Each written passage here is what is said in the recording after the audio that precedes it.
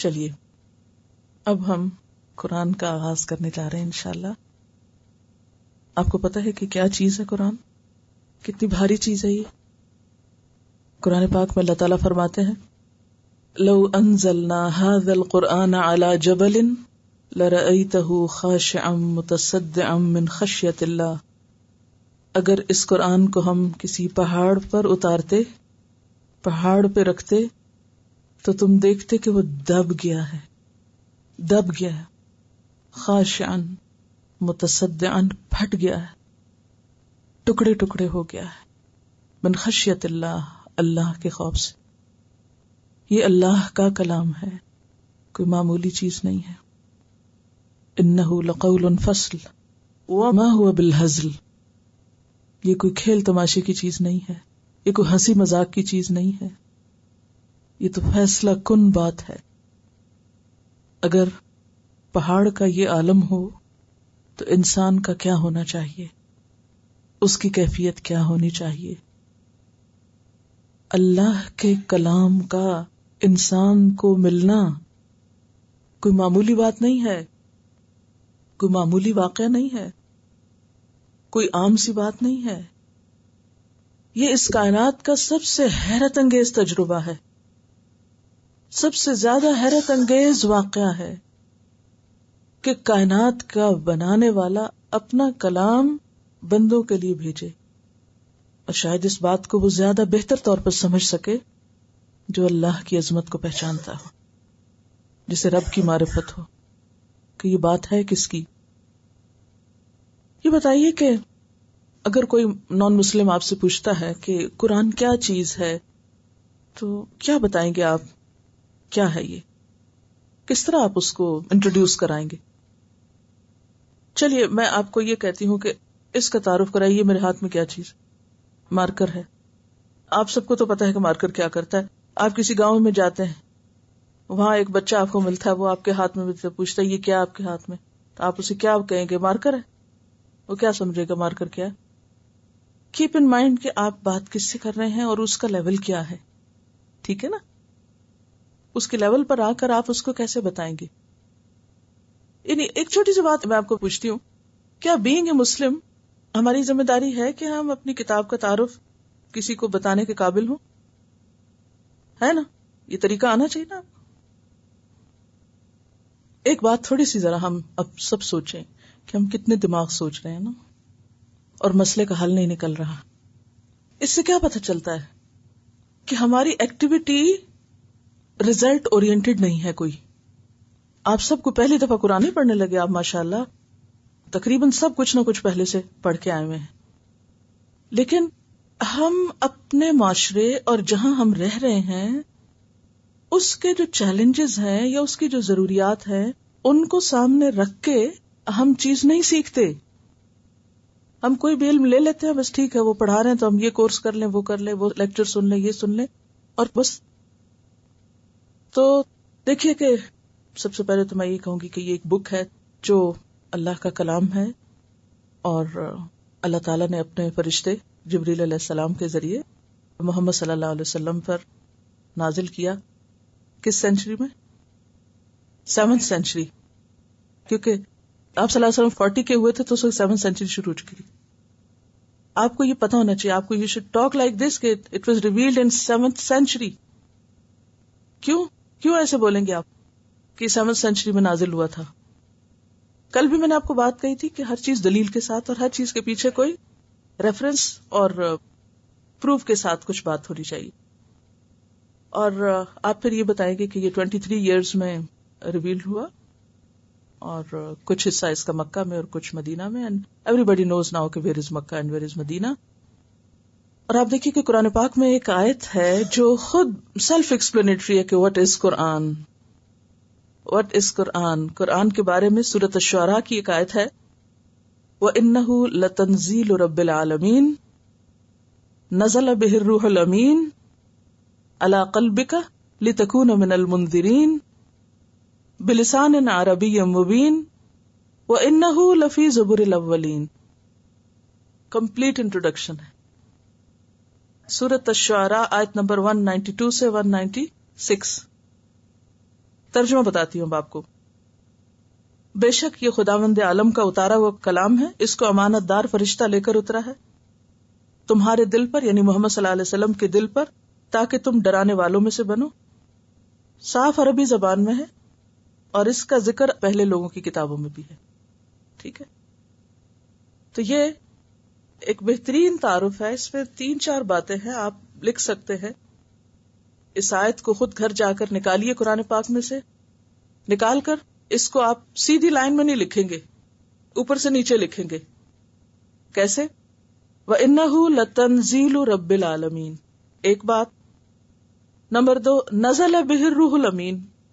دوسری بات علی قلبک.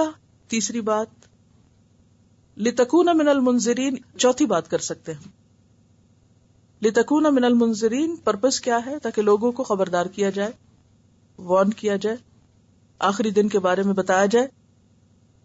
بلسان عربی مبین، اور یہ عربی زبان میں ہے.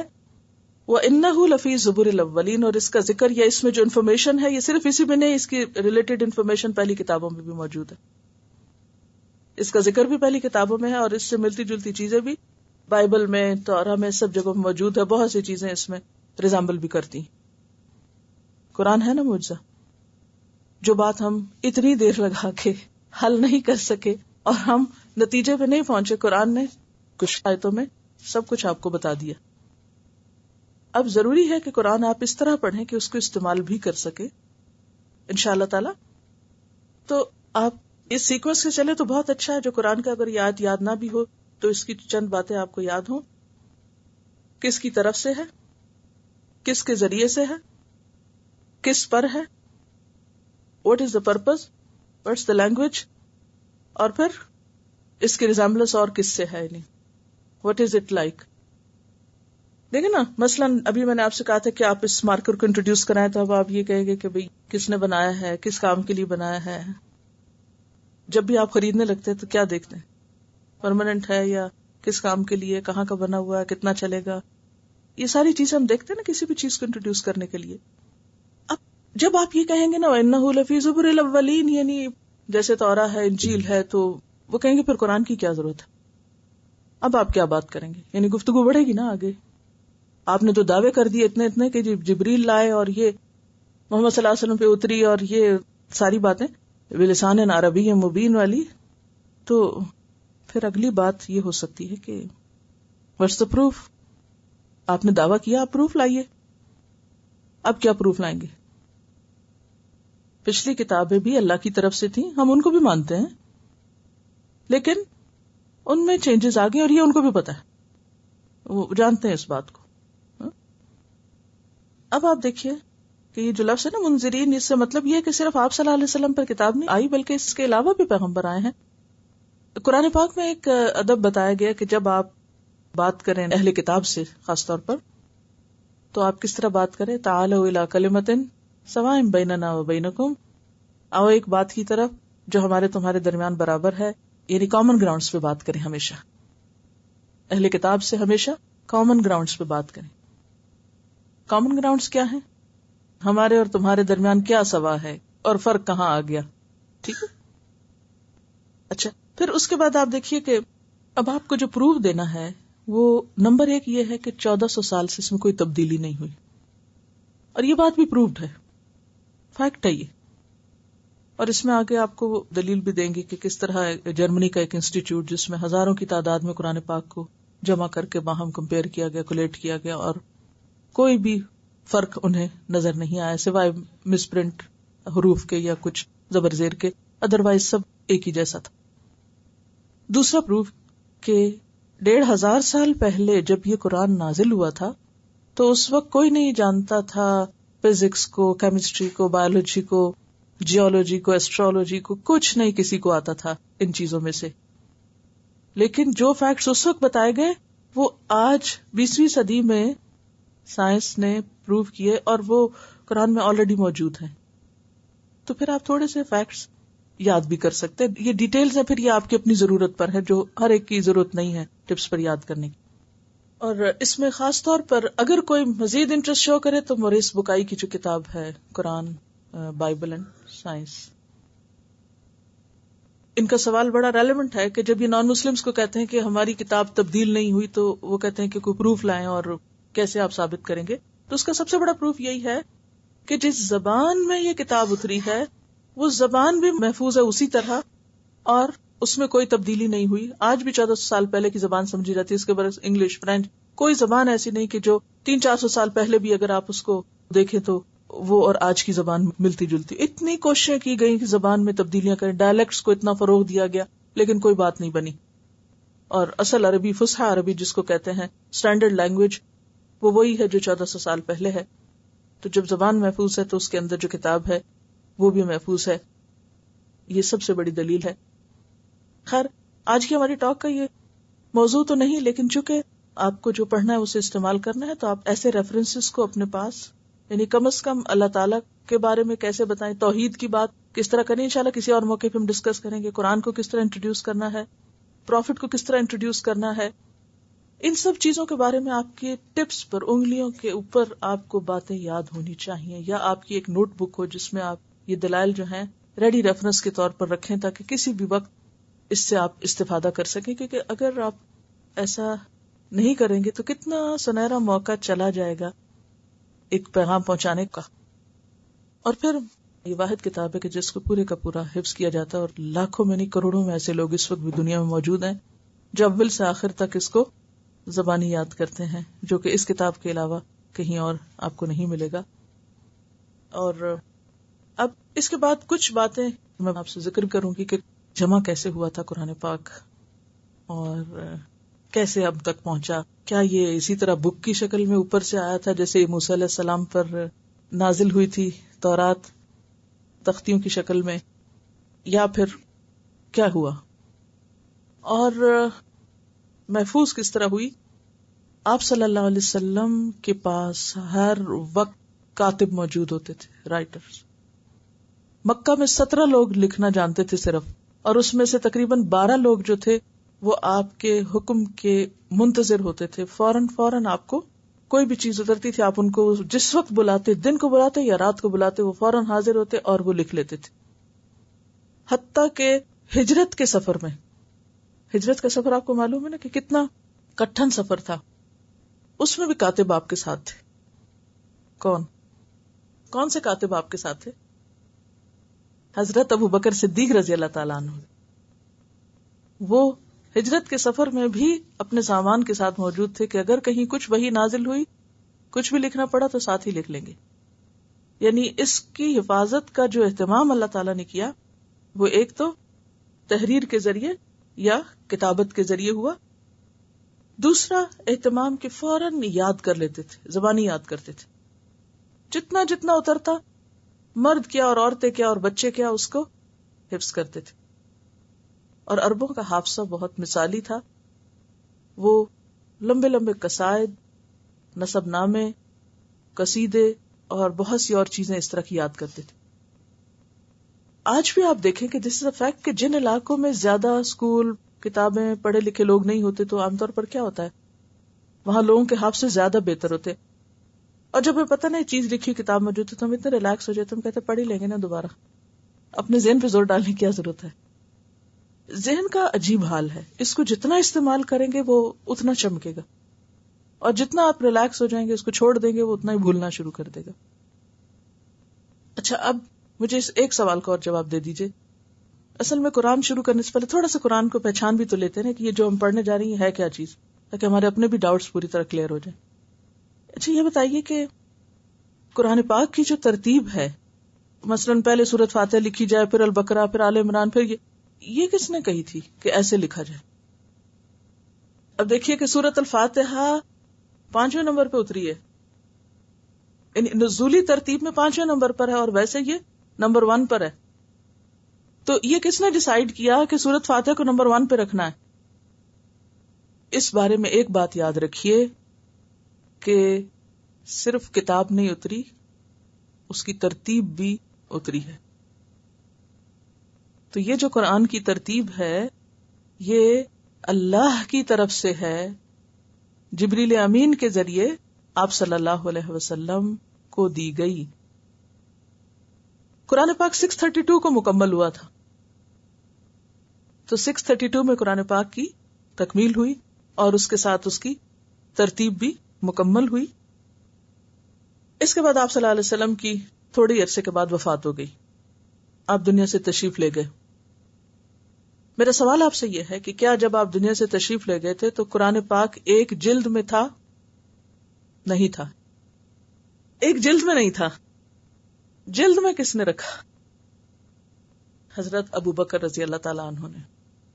ٹھیک ہے، یعنی مجلد میں رکھنے کا کام حضرت ابو بکر نے خود نہیں کیا تھا، بلکہ آپ کے احکام کے تحت یا آپ کے حکم کے تحت کیا تھا. اور اس کام کو کرنے کے لیے کس مشہور صحابی کو اپوائنٹ کیا گیا تھا؟ یہ زید بن ثابت تھے، انصاری تھے یہ، اور یہ قرآن کے مکمل حافظ تھے. انہوں نے کیا کیا کہ اس کو ڈبل چیک کیا، ترتیب کو ڈبل چیک کیا. ڈبل چیک کیسے کرنا ہوتا ہے؟ 2 وے. کیسے؟ حافظوں کو بلایا، ان سے سنتے تھے، کیونکہ جو حافظ تھے نا آپ صلی اللہ علیہ وسلم کے زمانے، انہوں نے ترتیب سے حفظ کیا ہوا تھا. ان سے سنتے اور لکھے ہوئے کو چیک کرتے، پھر لکھے ہوئے کو حافظوں پہ پڑھتے اور اس طرح چیک کرتے. تو یہ ڈبل چیکنگ ہوگی، یعنی ایک کو دوسرے سے اور دوسرے کو پہلے سے کمپیئر کیا گیا. لکھے ہوئے کو یاد کیے ہوئے سے اور یاد کیے ہوئے کو لکھے ہوئے سے کمپیئر کیا گیا، اور اس طرح اس کو اصل شکل میں ایک جلد میں رکھا گیا. اور آپ کو پتا ہے کہ وہ جلد کی شیپ کیسی تھی؟ جلد کی شیپ پوچھ رہی ہوں، چوکور، اسی لیے اس کو ربع کہا گیا. جو جلد حضرت ابو بکر کے زمانے میں بنی تھی وہ جلد چوکور تھی اور اس کو ربع کہا گیا تھا. ٹھیک ہے، اس کو کس کے پاس رکھوایا گیا تھا؟ کمپلیٹ کر کے جلد میں رکھ کے کسی کے پاس رکھوا دیا گیا تھا کہ اب اس کو سنبھال لو. حضرت حفصہ. حضرت حفصہ رسول اللہ صلی اللہ علیہ وسلم کی زوجہ محترمہ تھی، جو حضرت عمر کی بیٹی تھی. جب میں نے پہلی دفعہ یہ پڑھا تھا تو مجھے اتنا اچھا لگا تھا کہ اچھا، عورت اتنی قابل ہو سکتی ہے کہ وہ اتنی بڑی ذمہ داری لے.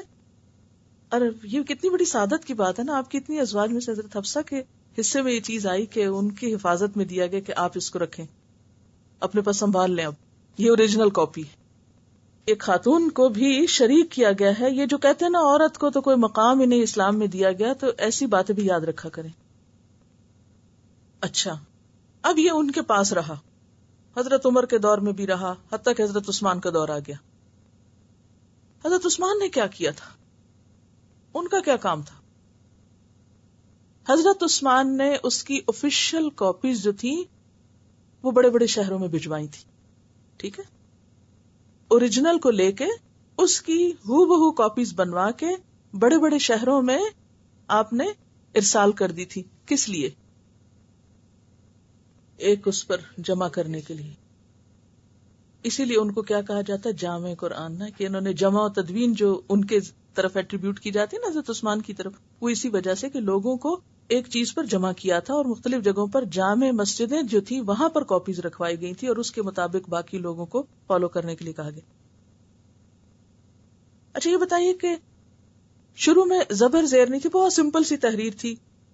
حضرت عثمان کا مصحف اگر آپ نے کبھی اس کی تصویر دیکھی ہو تو آپ دیکھیں گے کہ ابھی اگر آپ پڑھنا چاہیں تو شاید اس کو پڑھ بھی نہ سکے نا، کہ وہ اتنا سمپل طریقے سے لکھا ہوا ہے.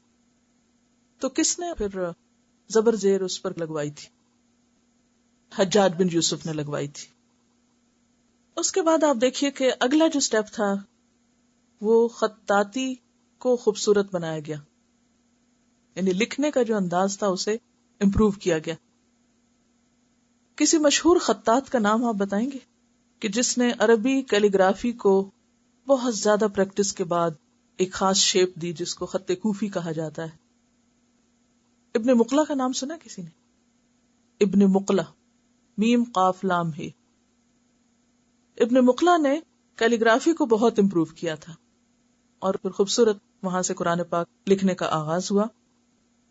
پھر اس کے بعد جیسے کہ آپ نے فرمایا کہ لہجوں میں فرق تھا اور ڈائلیکٹس مختلف تھے، تو فن قرات وجود میں آیا. فن قرات کہ قرآن کو پڑھنا کیسے. اور جب اجمی لوگ مسلمان ہوئے تو مخارج کا مسئلہ ہوا جیسے ہم لوگوں کے ساتھ ہے، اور پھر اس پر بہت محنت ہوئی اور قرآن پاک کو خوبصورت سے خوبصورت انداز میں این اس طریقے پر پڑھنے کی کوشش کی گئی جس پر یہ نازل ہوا تھا. ٹھیک ہے، یہ سارے مرحلے ہیں حفاظت کے اور قرآن کے اوریجنل ٹیکسٹ کو خوبصورت شکل میں لوگوں کے سامنے لانے کے. اس کے بعد اب اس مرحلے پر جہاں ہم پہنچ چکے ہیں، اب اللہ تعالیٰ نے حفاظت دو طرح سے کی ہے آج کے دور میں بھی. ایک تو پرنٹنگ پریس کے ایجاد کی وجہ سے، اور خصوصاً جو مدینہ منورہ میں ملک فہد کا وہ کمپلیکس ہے جس میں قرآن پاک کی پرنٹنگ ہوتی ہے، وہاں سے کروڑوں کی تعداد میں قرآن پاک چھپ کے دنیا کے ہر علاقے میں لوگوں تک پہنچائے جا رہے ہیں. ایسے علاقے کے جہاں کے لوگ خریدنے کی وسعت یا سکت نہیں رکھتے تھے، یا یہ کہ فیسلٹیز نہیں تھی وہاں.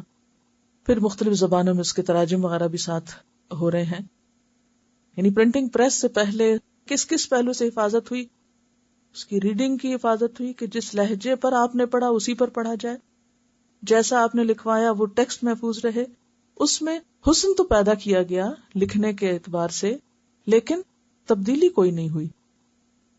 اور اب دوسرا طریقہ حفاظت کا، ایک تحریر پرنٹنگ پریس اور دوسرا ہے ریکارڈنگ. نہ صرف یہ کہ الفاظ محفوظ ہیں بلکہ ان کے پڑھنے کا انداز بھی محفوظ ہو گیا.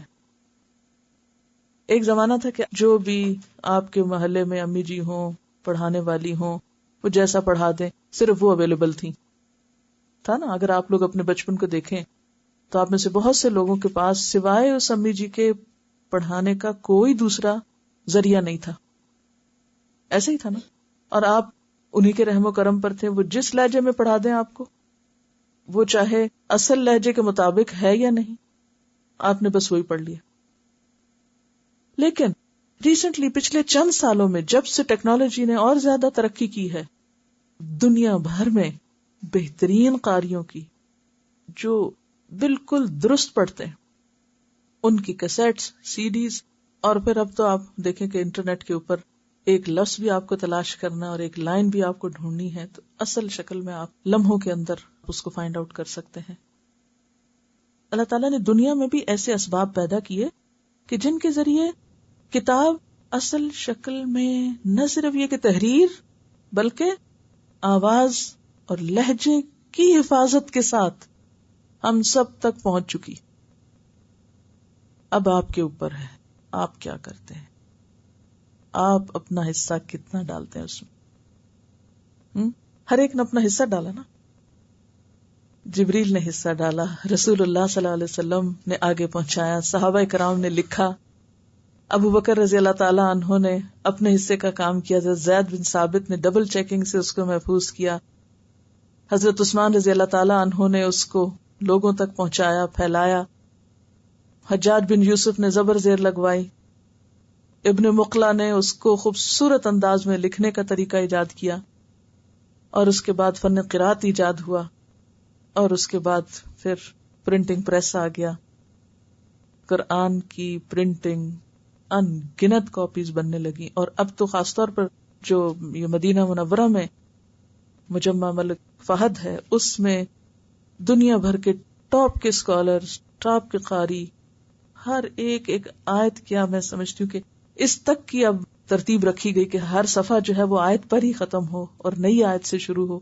اس چیز کی بھی ترتیب کا لحاظ رکھا گیا. اور اس کے ساتھ ساتھ ریکارڈنگز حرم کے قراء کی اور دنیا کے مشہور ترین بہترین قراء کی. اب کوئی یہ نہیں کہہ سکتا کہ میں قرآن کیسے سیکھوں. ایک وہ وقت تھا، میں کبھی سوچتی ہوں حضرت ابو بکر کا دور جس کو خیر القرون کہا گیا، حضرت عمر کا دور جسے خیر القرون کہا گیا، حضرت عثمان، حضرت علی رضی اللہ تعالیٰ عنہ کا دور، تو ہر ایک کے پاس جلد میں اویلیبل بھی نہیں تھا. اور پہلے زمانے میں تو لوگوں کو اگر ایک سے دوسری کاپی بنانی ہوتی تھی تو پہلے اس کو لکھا کرتے تھے، پھر اس کو کئی دفعہ چیک کرتے تھے. اب تو ایک دفعہ لکھا گیا اور ایک سے آپ 1 کروڑ کاپیاں نکال لیں. کتنی آسانی ہو گئی. اسکرین پہ اویلیبل ہے، ڈیجیٹل شیپ میں اویلیبل ہے، ہر طرح کی اویلیبلٹی موجود ہے. اب آخری حصے کا آپ کا حصہ اس میں ڈالنا باقی ہے، اور وہ یہ کہ آپ اس کو اٹھائیں اور اس کو ویسا پڑھنے کی کوشش کریں جیسے یہ اترا ہے. تو اس کے لیے آپ کو محنت کرنی ہے. اور آپ کا اب حصہ کیا ہے اس میں؟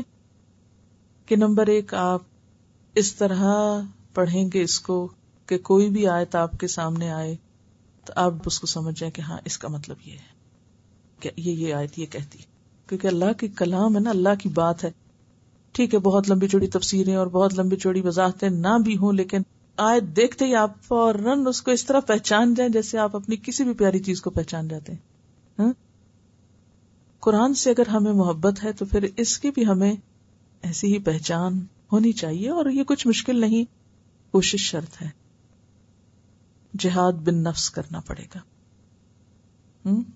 اور یہی وہ چیز ہے جو آپ کو اللہ سے براہ راست ملا دیتی ہے. اب دیکھیں، جس سے آپ کو محبت ہوتی ہے تو آپ کا کیا دل چاہتا ہے کہ آپ اس کے ساتھ کس طرح کمیونیکیٹ کریں، کیسے بات کریں کہ بیچ میں اور کوئی نہ ہو، کوئی بیریئر نہ ہو، رکاوٹ نہ ہو، ڈائریکٹ بات کریں.